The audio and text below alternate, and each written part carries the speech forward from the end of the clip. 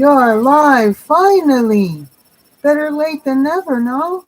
Oh my goodness. Anyway, welcome this morning, everyone, to the Chasiddus class. It should be a great class. We did a lot of praying for it. Thank you for tuning in. Where the vessels or the kelis in which God's light flows. But it's His light that's going to be the teaching. With the page anyway, you should enjoy the class. I'm going to be turning it over to my husband now. And I will be in back to back with him. When he's done, I will come in to teach my portion of the class. Today, it should be, with God's help, a 2-hour class. 1 hour for my husband and 1 for me. Anyway, all Torah, yeah? Here we go. Here it comes, husband. Look at the first page of the benching. First blessing of the grace after meals. And what it has to do with today's lesson, it seems to be something completely different. We'll find out, God willing. And if I don't... Hey, welcome everybody. Make sure that I do answer. Welcome everybody, and thank you for joining us for the Chasiddus class, in which we're learning about the spiritual soul of our Holy Torah and the whole world. What we see in this class is really the behind the scenes. Maybe it's not such a nice expression to use. What's really the causing everything to happen? What's really the root and the creation of everything that happens. We're going to even speaking about the concept of time today, which is also a creation as well. So that's going to be part of our lesson today, God willing. The first thing I wanted to do, though, which is always a good thing to do, is to take a passage from either our blessings or our prayers and see really what its background was. And today we might find a bit of a surprise when we find out the background for this. After we have washed our hands, made the motzi, and had a formal meal having bread, then after that meal, whatever else we have eaten along with the bread is usually covered by the bread, hamotzi lechem min haaretz. And I again say that hamotzi, God brings out bread min haaretz, from the earth, that the flour and the ingredients that we use in order to make our daily bread grow from the ground. And we will find out that this blessing is not talking about that.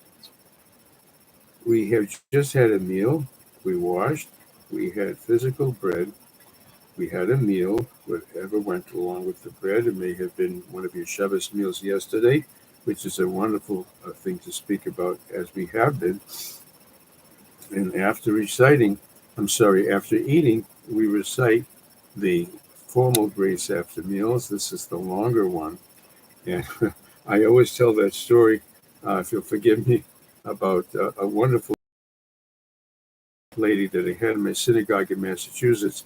I went to our synagogue in Randolph, Massachusetts. And we used to have from time to time various breakfasts, or sometimes it would be an evening meal, some special occasion or whatever, and we would have, of course, all the ingredients of a very nice meal, etc. Of course, and it involved eating bread as well. And I would announce over the microphone something that in some places would be unnecessary, but as we... Hi, Robertson. Hey. Thank you for joining us. It's not on speaker. Here we go. Yeah. Thank you, Robertson. I was just telling a story. Yeah. Hi, good morning, good luck. It's just telling the story of, I've told it before, but it really is worth repeating today, too, for reasons we'll see soon. So at our shul, we did not have people who had the benefit of Torah training. Many of them had close to zero. Some of them had what they called the Hebrew school, after public school, after a full day of lessons. Then while the other kids were playing baseball or skating or swimming or practicing their musical instrument, a lesson or whatever, then the kids would have to go to Hebrew school. And they loved it, as you can imagine. They loved while the other kids are playing that they have to go again to school. I'm not my phone. I don't know. Can you hear me on the? Please enter your password, or if you've entered the wrong mailbox number, press star. It sounds like your phone. No, that's your phone. Sorry you're having trouble. Please My try phone, again. Reverend Fine. Fred, can you hear me? This message on the.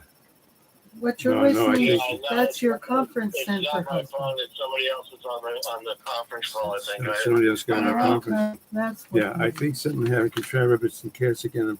I think No, something she's went wrong. fine. I'm not so sure. She Reverend just put Cass, you can you on still mute, hear me? that's all. No, her screen changed. Oh, yeah, let me this see. is so- 1 minute, I'm coming. I'm sorry about the interruptions and the confusion and whatever. The other rabbis have these problems too. We watch some of these wonderful lessons of wonderful rabbis from different, they're all Orthodox, of course, but from different areas or programs or customs. And the same phone crazy on the things phone goes on with them too. So I don't wish it on anybody, but I feel a little bit better that we're not the only ones that get picked on by the phone company. At any rate, Okay, so I'm gonna leave we you had on a the wonderful phone. lady Give who was it so to me. tremendously devoted to the synagogue. I think I maybe have told you about her. She was Here's the president Reverend of the sisterhood, but that was Has- really nowhere near the kind of title and honor that she should have. Even the mother of the shul. And she loved the shul so much and did everything she possibly could for it, raised funds for it, got people interested to come to the synagogue and stay in the synagogue. Being the sisterhood, she would encourage the husbands. She would find a way to encourage the husbands to go to and everything. And we had an old carpet in the chapel. She got on her hands and knees and found a stain on it. She got on her hands and knees and cleaned it. This is a very wealthy. I don't know if she was a millionairess, but way up there in terms of that. She could have had anybody do it, but out of her personal love for the synagogue, that she got on her hands and knees and did it. This is a lesson in itself of the love of the Almighty that goes over everything, goes over our honor, our prestige, our kavod, etc. At any rate, this wonderful lady said I had encouraged everybody to wash their hands. And you should know this, that the ladies, they got up right away. Only afterwards could they drag their husband over to wash their hands for them. See, the Jewish women, as we say, the Jewish people were in the merit of the Jewish women, which we just yesterday read about the Exodus from Egypt. That was yesterday's Torah portion. And the merit of the Jewish women were the Jewish people redeemed from Egypt and all the redemptions. They've always been number one in the front line for Judaism, the Jewish women. I have plenty of Jewish women that are listening to that today, along with, of course, Reverend Cass, and I hope Mrs. Dickman comes on too. Please God. At any rate, this is important because I'm going to be referring to the Grace After Meals fairly soon. Mrs. Dickman, thank you for joining us here right in the right time. And I announced over the microphone we're having one of our banquets or one of our formal meals at the synagogue.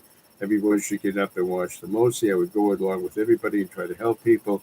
I just mentioned, Mrs. Dickman, that the women got up from the table right away and they had to schlep their husband only afterwards to get him to do it. The Jewish woman is always number one. She's the first one in the front lines for the fighting for our Holy Torah and for Judaism. So at any rate, we had a lovely meal, a full, nice meal.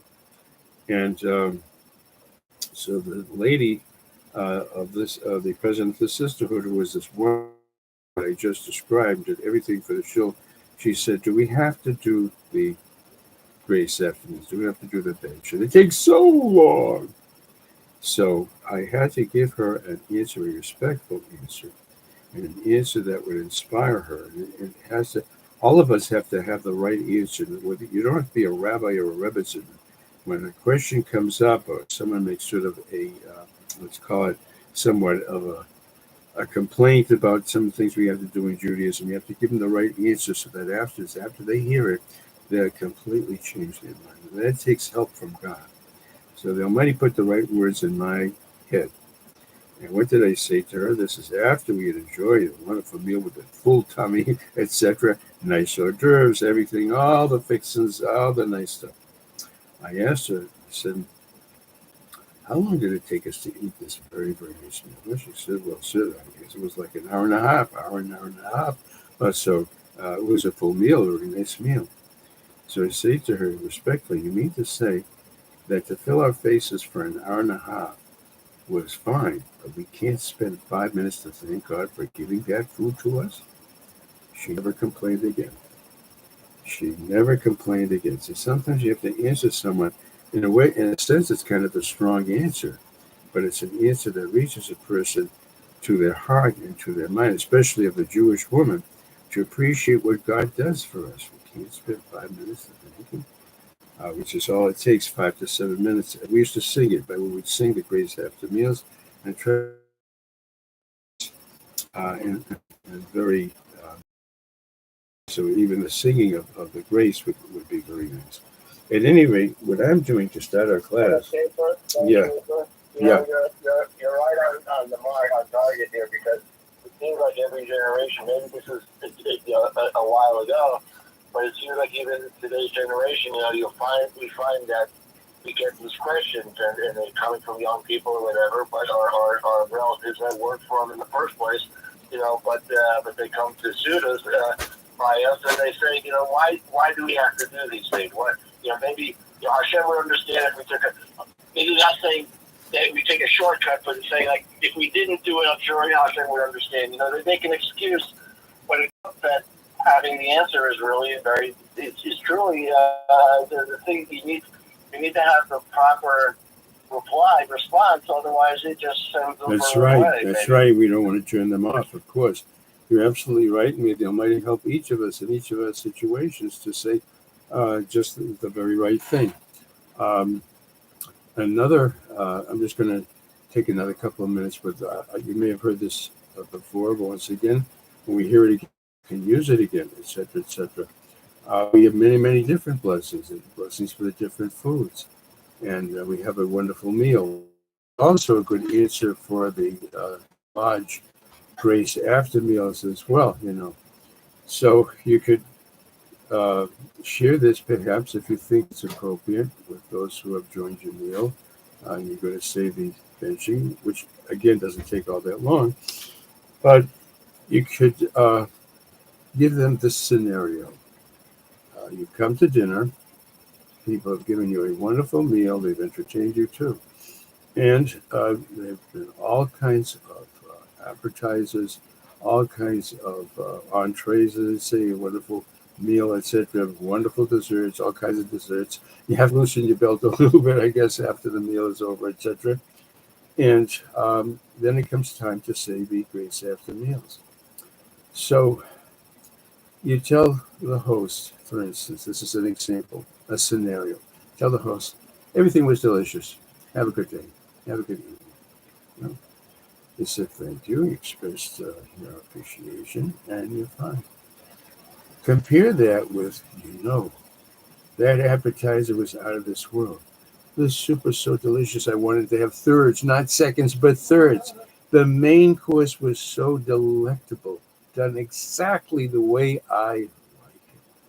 And then the various vegetables along with it, perfectly suited for that meal. Every single thing was absolutely delicious. And as if I had room, I had to make room for dessert. I couldn't pass up that beautiful cake, that beautiful pie, that beautiful fruit dish that was made, all those beautiful, wonderful, wonderful things, etc. Couldn't pass it up. One is more meaningful. Thank you. Everything was delicious. Have a good night. See you next time. Or an elaborate and a detailed thank you and appreciation for each and everything. So maybe that will help us understand why the grace after meals takes, oh my goodness, 5 minutes of that, 5 to 7 minutes, if you drag it out. Maybe that will help us appreciate that a little bit more. Anyway, I hope that'll be of use to you too at the proper time, the proper situation. I'd just like to take the first blessing of the grace after meals, and if one can't say the entire grace, at least the first blessing is a good way to start, as I very often encourage all of our listeners and viewers that if something seems to be too overwhelming at first, too much, just start with a part, start with a portion, start with a paragraph. Sometimes that one paragraph that someone says is more meaningful than hours and hours of standing in prayer in the synagogue. And the person says that paragraph, that all they could do with their heart, and they mean it, that's what really means so much to God. We, last Thursday, say the Shemona Esrei silently, the silent service. Seems to be something that service should be said like the other prayers, not screaming or whatever, but just, audible, so to speak. This is only to be audible to a person themselves. We learned this from Hannah, who was actually terribly, terribly abused mentally by her sister wife. She wanted to have a child so badly. Her sister wife had a large family. She had no child. And she's there at the Holy Temple in those days, the temporary Holy Temple, and you can't even hear her words. She was whispering and crying. And the high priest thought she was drunk. This is from last Thursday night's lesson. The high priest Eli thought she was drunk. He says, "How long are you going to be drunk? Come back later, or after you sleep it off. Sleep off your alcohol." And Hannah answered, "I'm not drunk. I'm speaking to God with all my heart. I'm pouring my heart out before the Almighty. Nobody else has to hear my words except for the Almighty Himself." So that was part of last Thursday's lesson. Now here I also encourage that if we can't say the full formal grace, or we can't thank God in Hebrew, just thank the Almighty for the wonderful things that we have enjoyed. I just want to read this first paragraph of the benching and see how magnificent it is. It's actually related to today's lesson, as we'll soon see eventually, if I get there. Baruch atah Hashem Elokeinu melech haolam. Blessed are you, O Lord, our God, King of the universe. Hazonos olam kula. God feeds the world, all of it, b'tshuva, with His goodness. B'chein, with grace, that means if we don't deserve it. B'chesed, with kindness, with rachman, and mercy. Gives bread, which means food in general. B'chol, for all flesh. Ki li'olam chesdo, for forever is His kindness. Very beautiful, beautiful words here. U'tzuvo hagadol imanu, and with His goodness, that His great goodness that's with us, tamid, constantly lo chaser lanu. There should not be anything lacking to us. V'yesel lanu mozon li'olam va'ed, and food should not be lacking to us forever. B'avur shmo hagadol, for the sake of His great name. We mentioned that also in our Torah lessons as well, that when God is wonderful to us, and He wants to be wonderful to us, it shows all humanity, it shows all who have sense that He is great and He is caring and loving. Because He is a kind God, He feeds and supports everyone. He does good for everyone. God creates. I'm sorry, I said the wrong word. God prepares food for all of His creatures, that He created. As it said, opening your hand, and must be that's from Ashrei. God is opening your generous hand and satisfy all who are alive, Ratzon, who have want and need. Baruch atah Hashem, blessed are you, O Lord, Hazon Esakol, the one who feeds all. That's a very powerful and beautiful very first paragraph. If one cannot say the rest of the grace after meals, at least to say that, say it in English, as I just did too, say it in English. What does this have to do with today's lesson? I hope I'm going to get to it soon. Anyways, we're going to take a look at page 207. I'm going to go back a little bit. Okay. This is teaching us about the other kind of eating, the eating in which we're not taking that which is lower than us and lifting it up to us and making part of us, but taking something that is above us, holiness from God and bringing it down. So begin over here. We have had a little bit of training of this. Let's go back to line 11. I'm going to move along because we've had some of this already. Even close to the Kudazu Dachila Shabbos he. As we mentioned, we ate on Shabbos. What does that mean? Hamshochas onik elyon. It's not just that the food tastes delicious, but we're taking a godly pleasure. The Almighty is enjoying Himself while we are eating our Shabbos meal, and we can learn this me'inyan hamon shlo yored b'Shabbos. We can learn this from the month that did not come down on Shabbos. Well, this week's portion, Bashalach, with all of its miracles, the Egyptians taking their top army, their top chariots and everything. Here we have tanks and you have military vehicles, whatever, with guns and all kinds of horrible things. All we've done to do is to learn how to do more harm and to take more for, unfortunately. In those days, having wonderful horses, powerful horses, and a chariot and mighty soldiers, that was the thing. Hand on hand, it wasn't shooting with a telescopic lens. It was fighting one-on-one. And those who were the greater warriors, not just the more numerous, but those who were the better warriors are the one who won the battle and took over whatever's to be taken over. So the previous Rebbe, whose memory we're learning now, the Chol HaShpos, Harihem Nimshochos B'Shabbos, all kinds of holy lights come down from God on Shabbos, Gamkein, also. We are constantly being created by God. We are constantly being provided by God.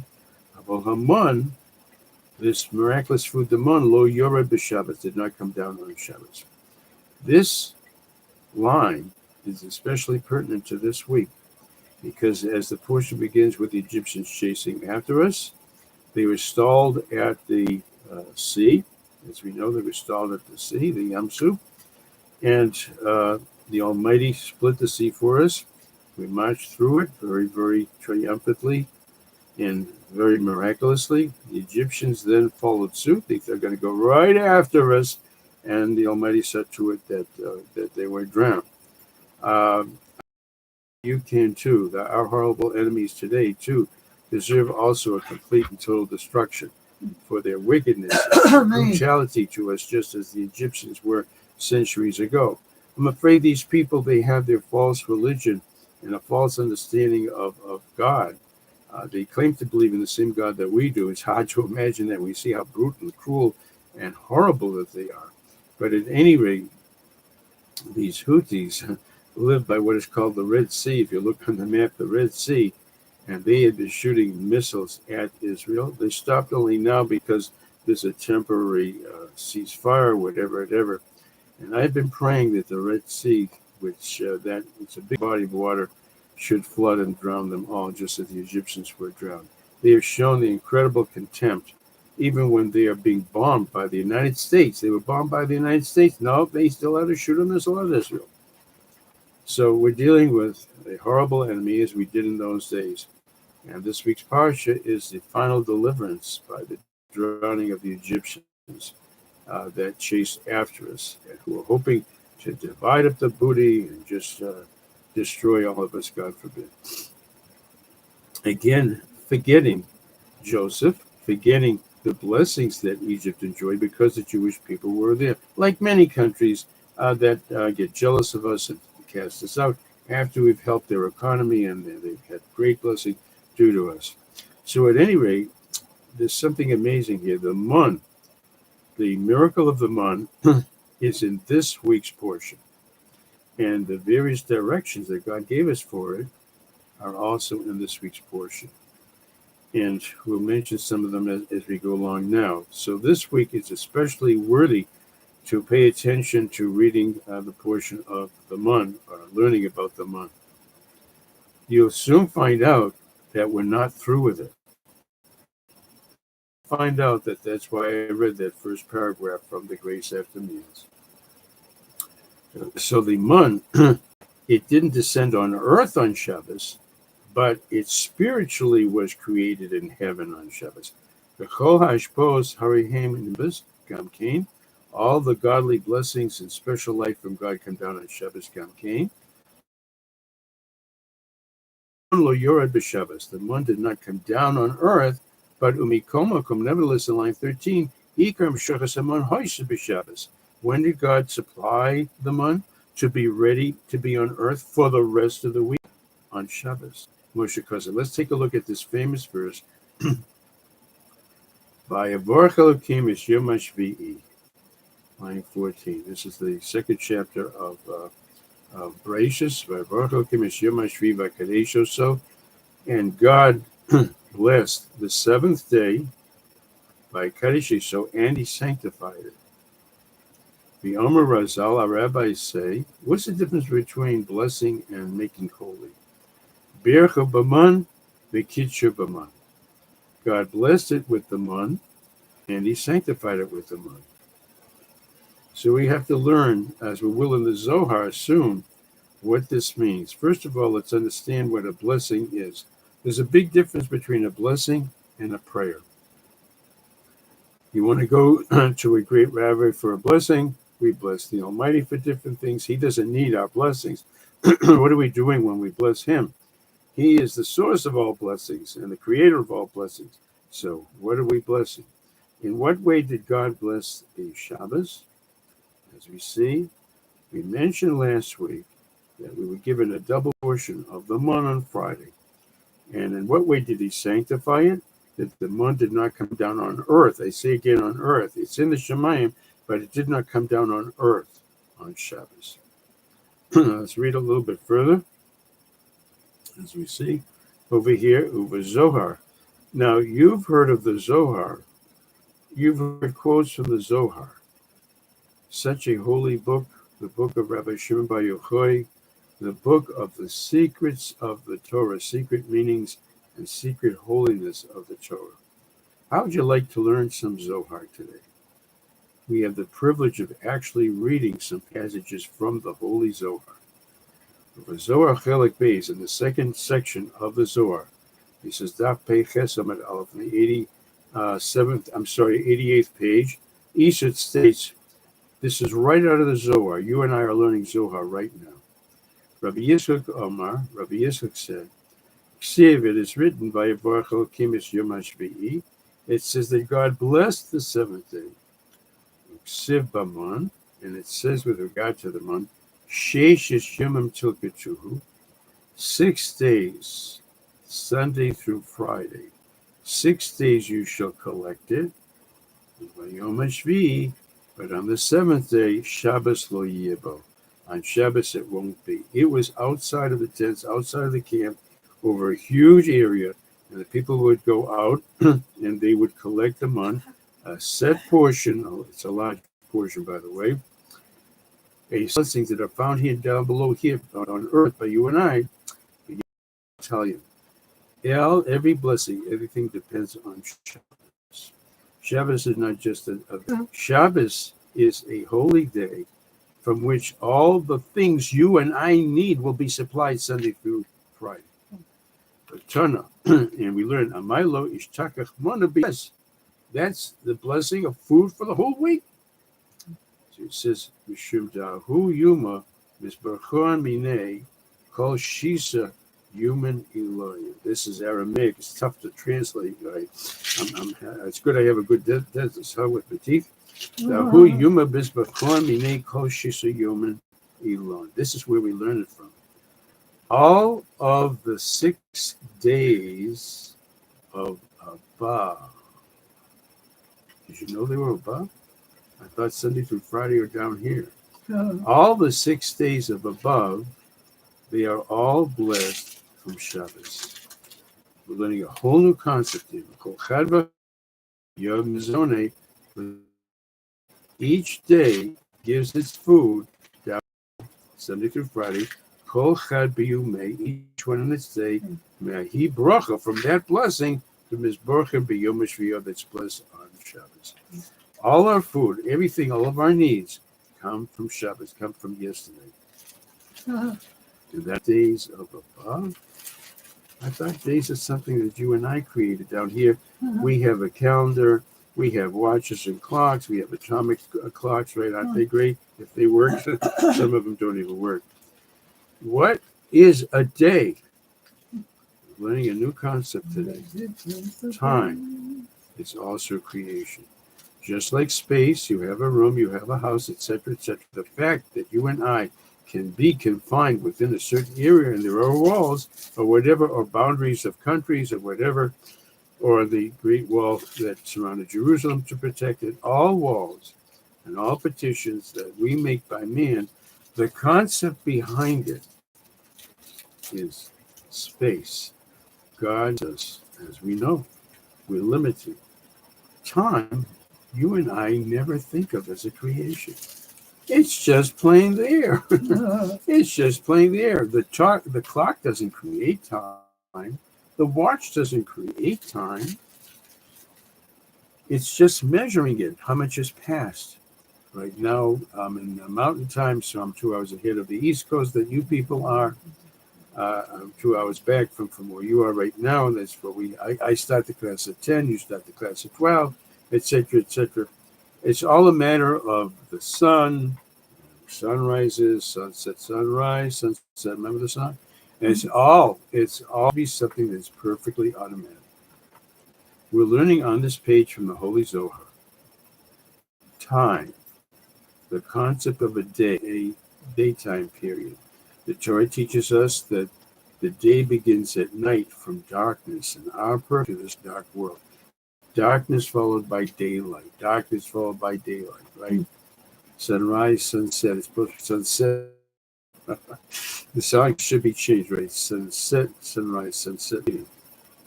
The Almighty can alter time.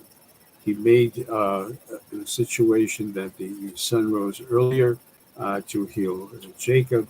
It was kept from or hurried in setting also for Jacob to get him to lie down where the Holy Temple would be built, etc.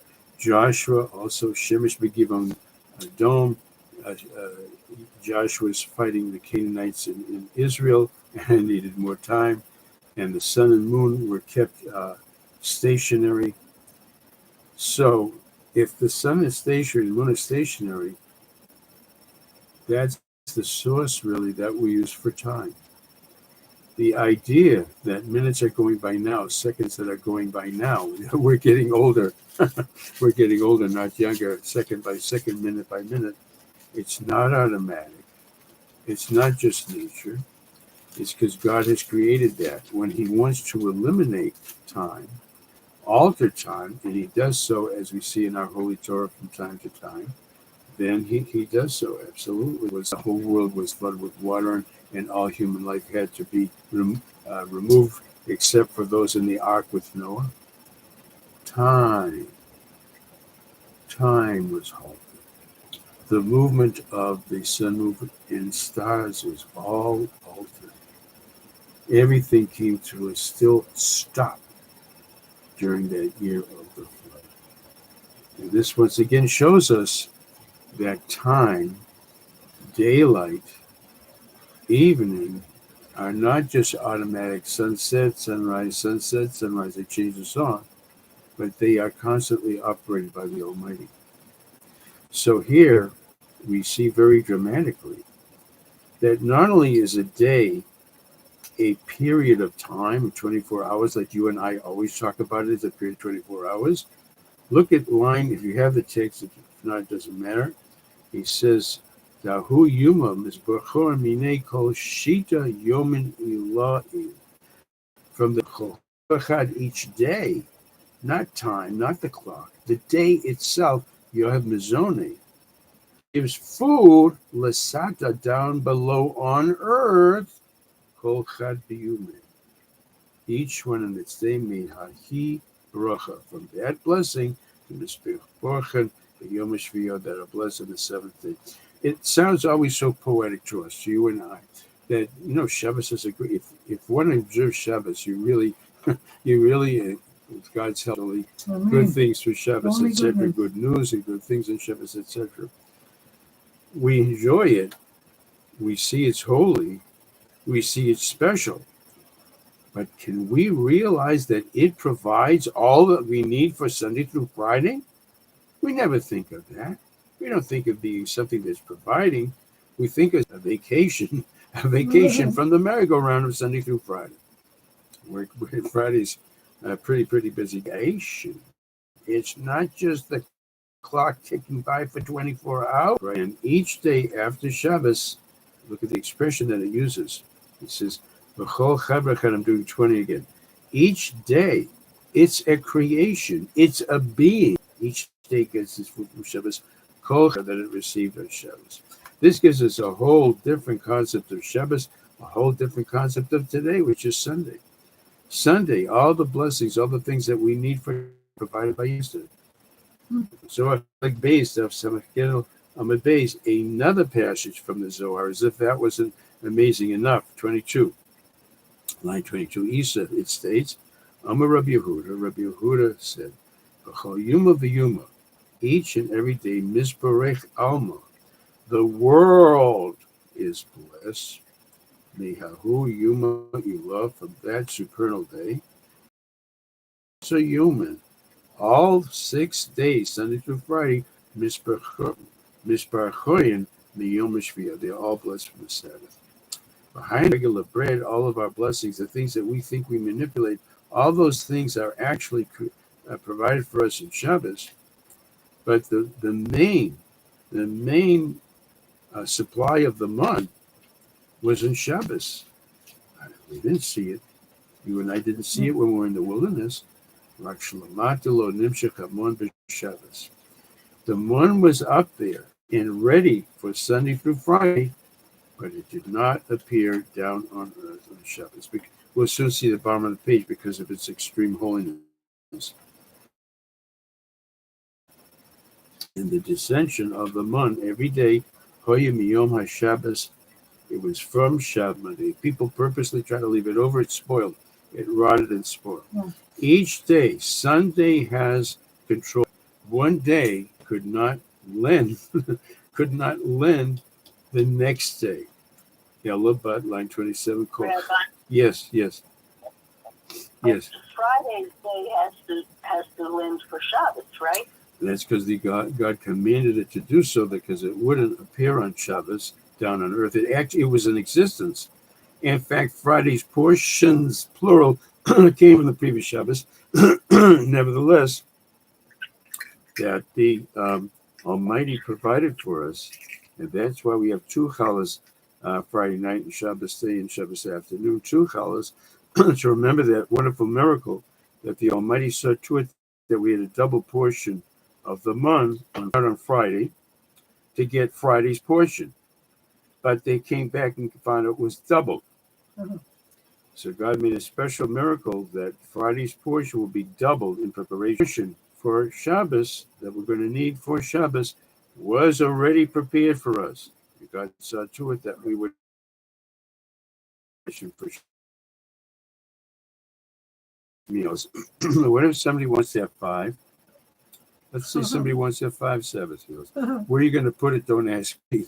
You're going to have a real big stomach for that, right? Because most of us eat pretty fully the 3 meals of the Sabbath, if we can get them all in, especially in the winter, in which the shells. Let's say people that they can have mezzoinos today. If they maybe they ate. If you eat the morning meal, some people go to a very early morning service on Shabbos, because in the winter the days are so short. So they'll go to a 6 o'clock minyan or something of that nature. It's called a Nate's minyan, a sunrise minyan. And you can actually eat the first Shabbos meal at sort of breakfast time. Oh, so you could see that in the course of the day, until 4 o'clock, 4:30, whatever it is, there's enough time not only to have the third meal of the Sabbath, but you might get hungry and want to have something at lunchtime. You had the first Shabbos meal breakfast time. So by noon, you get hungry again.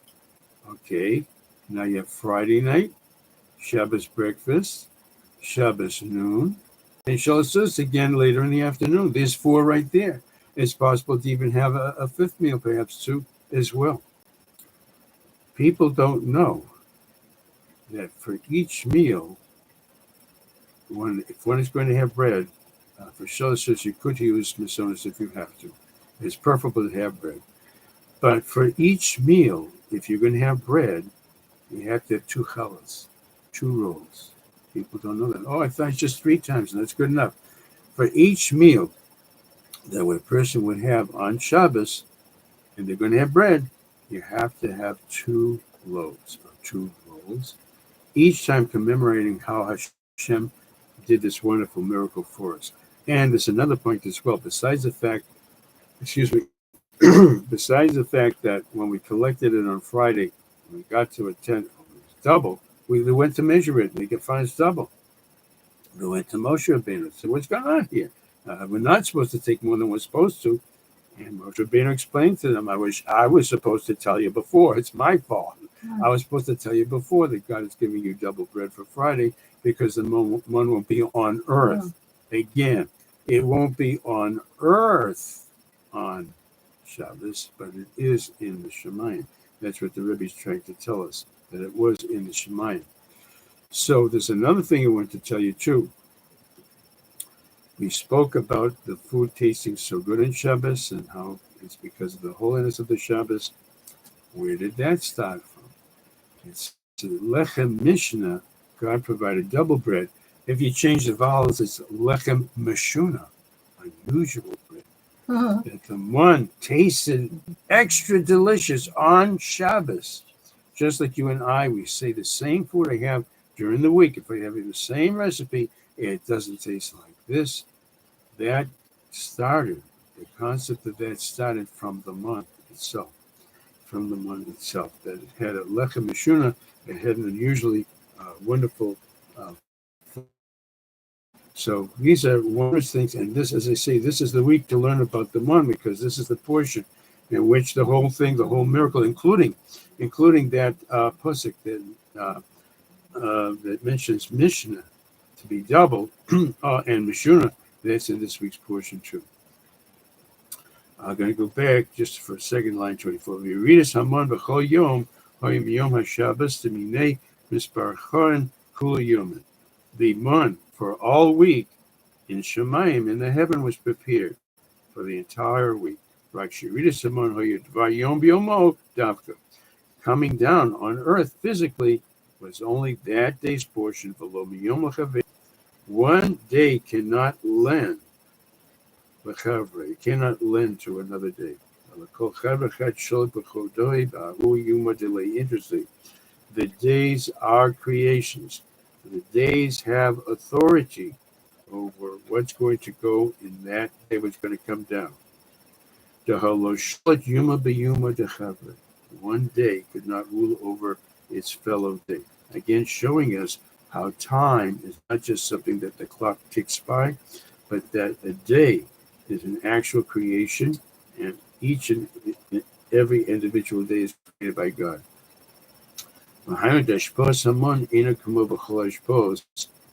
It's teaching us. Yes. I may have missed part of what Shabbos. Is it marked? I mean, is it how is it separated? Your question is wonderful. We would take the one, we will only have an eighth or whatever. It's 43 1/5 eggs. If you want to figure that with it, a dozen eggs is 12 eggs. You get an idea of that, 43 1/5 eggs. I'm just giving you a rough idea. When we brought it home, we went outside to collect it, we brought it home and measured it. It kept measuring, it kept going to double. So they could see right there. Your question is wonderful. They could see right there that the one somehow increased. I only took what I was supposed to, but I wound up with double. They went to Moshe and said, what's going on over here? And he was remiss. The Almighty was upset with them. This is what God told us, that it's going to have double, an extra portion for Shabbos. Excellent question. Line 28. Behind the dashbosimon in a kamo. Yep. Brother Schaefer, on line 27 at the end, it says Shalit Yom B'Yoma. The word Shalit is like Shalatan, that's what we have in the Yom Kippur Makzer. Shalit means to rule. Over? Shalit means to rule. I'm not sure where in the Moshe you're referring to. Maybe you can. I think there was something about that Hashem is the ruler of the yeah, world. Yeah, Shalit. Yeah. Yeah, that would be certainly in the prayers. Absolutely. That's right. That's right.